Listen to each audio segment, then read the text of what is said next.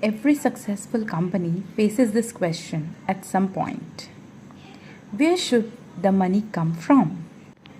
Just imagine you are the finance manager of a fast growing company. One day, your CEO walks into your office and says, "We need rupees 100 crore for expansion." Now you have a problem. Now, not because you need money, but because you need to decide where that money should come from. Should you borrow from bank or should you invite new shareholders to invest? This simple question leads us to one of the most important concept in financial management, that is capital structure. Capital structure is the financial blueprint of a company. It tells us how a company finances its business using debt and equity. In simple word, we can say capital structure is equals to debt plus equity. Let's understand these two pillars. Debt capital is a borrowed money. It may come from bank loans, debentures, or bonds. The company gets funds, but it must repay them along with the interest. Now come to the second pillar, equity capital.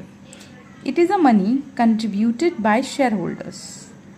The company does not have to pay fixed interest, but shareholders become co-owner of the business. Now here's the interesting part.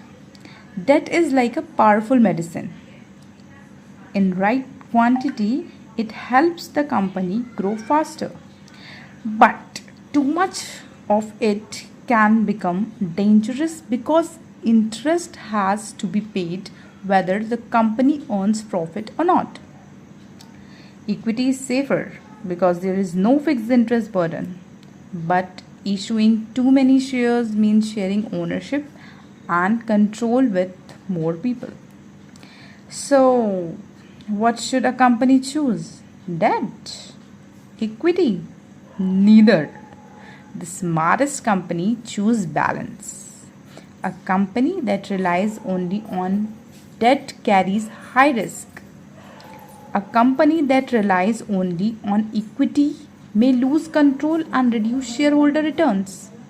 That's why successful company creates an optimum capital structure, a perfect balance between risk and return. But how do we measure that balance?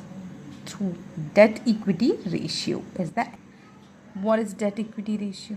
Debt equity ratio compares the amount of debt with amount of equity. Let me tell you with example.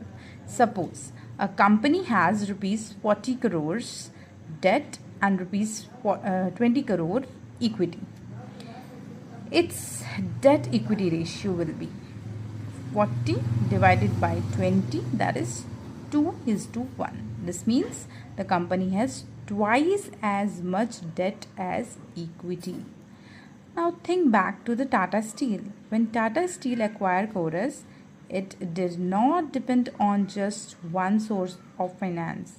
It used debt, equity, and internal funds together. Why? Because great companies don't look for money.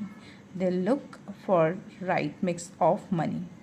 And that is the real meaning of capital structure. Remember, anyone can raise funds, but only a smart finance manager knows how much debt and how much equity should be used.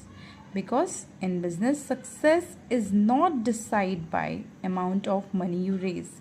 It is decided by the way you raise it.